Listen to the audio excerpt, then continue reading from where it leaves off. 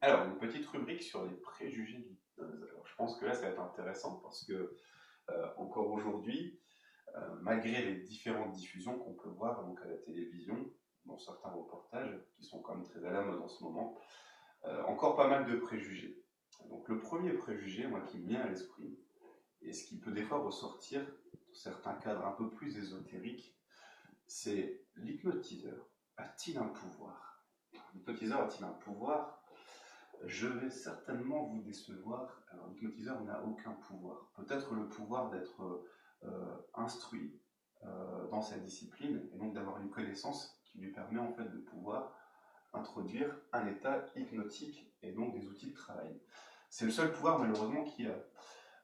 Pourquoi pas de pouvoir? Parce que pendant très longtemps, via les références télévisuelles, on apportait une dimension justement un peu ésotérique qui donnait une faculté prédisposée à cette personne de s'introduire dans la tête d'un individu et de pouvoir lui faire ce qu'il veut.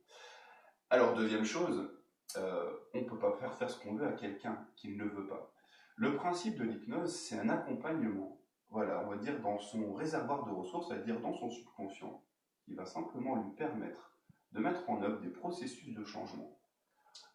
On verra ça un petit peu plus précisément dans une autre vidéo. Maintenant, la question, c'est, quand je suis dans cet état d'hypnose, imaginons, à ce moment-là, mon hypnothérapeute, il lui arrive une crise cardiaque ou il s'en va, qu'importe, bref, il n'est plus là.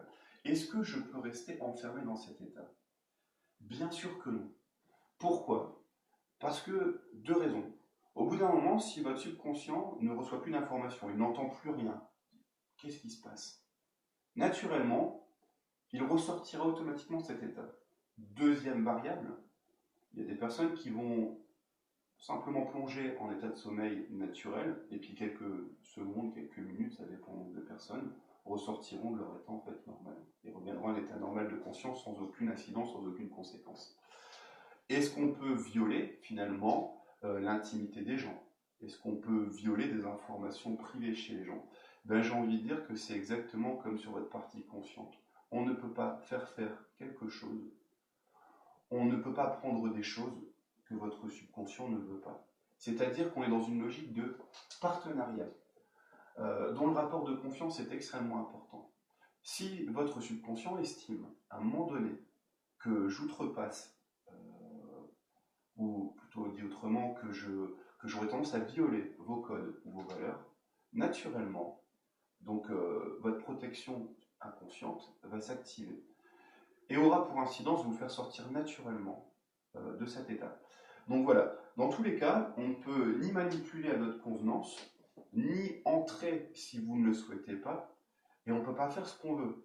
Donc même si encore aujourd'hui on peut avoir le sentiment dans ce qu'on voit à la télé, notamment via les émissions de télévision d'hypnose de spectacle, qui feront aussi l'objet d'un chapitre pour différencier un petit peu les deux, on ne peut pas faire ce qu'on veut à quelqu'un. Alors après, moi j'entends souvent des choses, vous savez, je suis un esprit très fort, ou inversement, j'ai tendance à ne pas savoir lâcher prise. Donc pour moi, ça ne marchera pas.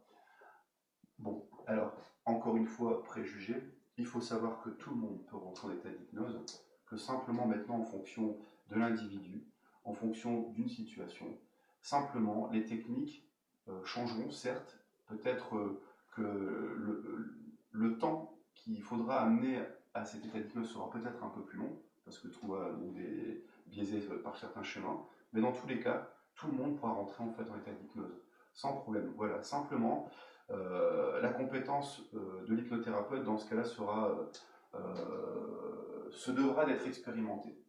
Alors, y a-t-il d'autres questions dans les préjugés? Je réfléchis en fait en même temps que vous. Caméraman, est-ce qu'il y a une autre question qui vous vient justement à l'esprit spontanément comme ça sur des préjugés qu'il peut y avoir sur l'hypnose? Non, non, c'est bon.